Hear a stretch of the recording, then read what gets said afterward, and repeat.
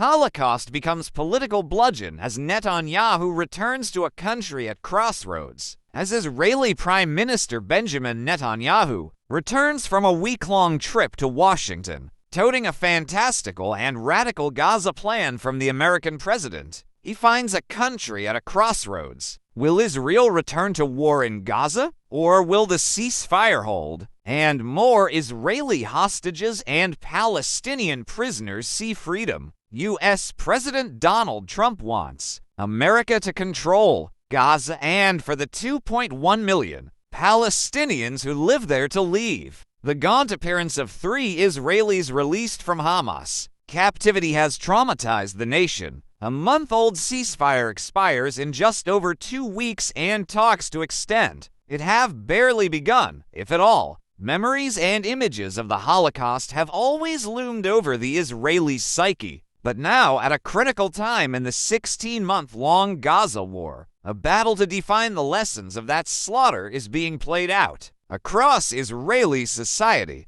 Holocaust survivors. On Saturday, Israelis gathered around their televisions, as they have every weekend for a month, to see their compatriots released from more than a year of captivity in Gaza. Hamas' highly staged handover ceremonies are fraught. Just a week ago, many Israelis got flashbacks to the scenes of October 7, 2023, as militants pushed Arbel Yehud through a jostling crowd, but the nation was not prepared for the image of 3 skeletal figures, Ohad Ben-Ami, Eli Sharabi, and or Levi, as Hamas militants led them from a van in Deir al-Balah this weekend. Emaciated, with sunken faces, the 3 appeared barely able to walk on their own. To many, the image drew immediate parallels to the survivors of Nazi death camps. The 3 who returned today are Holocaust survivors. Einav Zangauker, whose son Matan is still held in Gaza, said later that day, when the Prime Minister expressed outrage at their appearance, the opposition leader Yair Lapid hit back. Netanyahu, did you just now discover that the condition of the hostages is dire?